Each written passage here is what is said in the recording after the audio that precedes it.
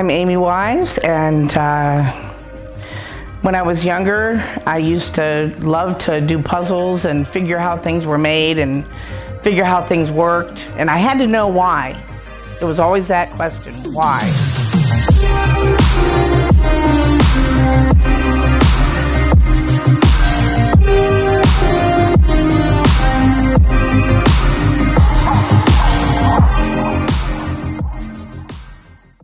But I started in drafting in high school. So I took that in high school, and that was all done on the board, paper and pencil. No computers at that time. There was nothing like that. It all came from the brain and the paper and pencil. Then I went to some college, took some college classes and everything, and none of that was ever computerized through the college years. And I did go to college later on to learn more of that.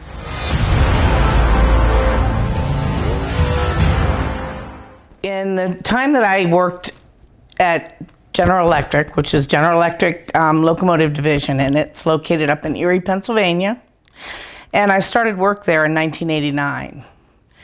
And I was hired in as a scab, which is temporary. I worked for an agency that contracted me and a few other people out to General Electric, and we worked there. And all I did was draw on the board, with a pen and pencil and paper, and we drew on the board. We designed what was considered a -8 locomotive, which means it was built in 1980. I believe that's where they came up with a -8. Now that was a domestic style locomotive, which meant it was in the Americas, is what they'd call it. This was specifically designed for Canadian National, which was obviously up in Canada.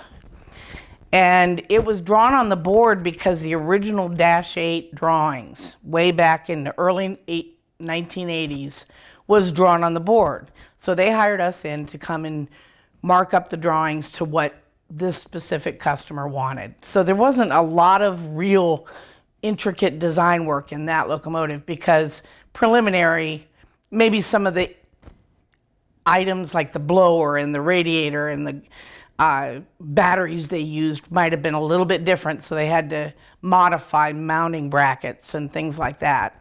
And that was all done on the board. But yet at that time, their whole drafting department was on computer. We were the only ones that were willing to come in and draw on the board.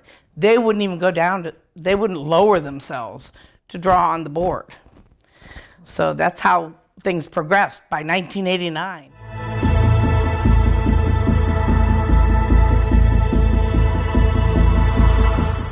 The last I worked was in the year 2000. And at that point they were already doing 3D modeling, not in the business I worked in, but other places in other areas, schools were teaching it, where you could look at an assembly in 3D and see everything. And they could take the parts off of that and detail them off of that assembly drawing. It was fascinating, and I thought, oh man, I really want to do this. But I ended up quitting my drafting and design career at that point. The last years that I worked there, I worked in what they called systems engineering, which was the top of the heap in transportation department. I worked upstairs with all the head engineers. I was the only designer there, and I would design the conceptual drawings. I would draw all the conceptual drawings on the computer that would be sent out to the customer for them to see whether they wanted the equipment or not, and to make sure what they wanted was actually going to be in that specific locomotive. And I was the only designer in that department.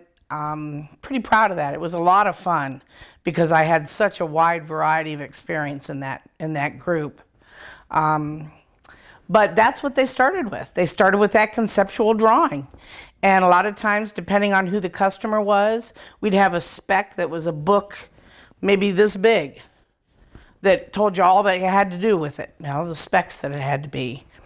And then it would go to the customer would say, yes, you got it. And then it would go to the project engineer, and the project engineer would make sure that it gets allocated to the right people. In other words, all the, like the batteries and the radiator and the engine and everything gets ordered early because they're long-term items. They're items that took a long time to get in, so they had to order those right away. Then they had to order things like the relays and all the electrical equipment that would also be a long lead time, usually 6 months or more.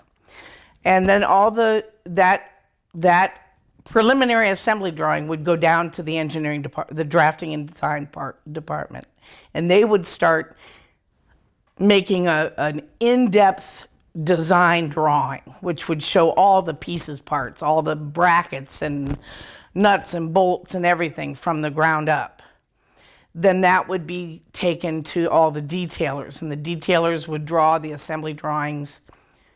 And then all those items would go out to, not customers, but the people out in the community that would build, like, would make the sheet metal parts, all the welding parts, some of the castings that needed to be built. Those took long-term items. And then they'd all get together and they'd bring them back to the assembly plant, which this GE was a mile-long road, and it was like a city in its own. It had 40-some buildings, huge place. But they did welding, machining, and assembly in that same confound, I guess you'd call it, the community.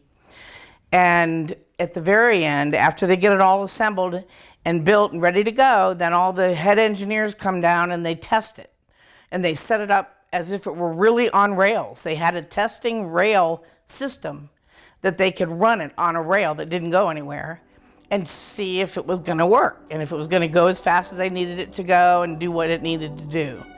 And it took weeks to get that done. Sometimes they had to go back to the drawing board for 1 or 2 items that had to be redone. But that rarely happened. They were top of the line engineers. They knew what they were doing. So that's pretty much how it was done.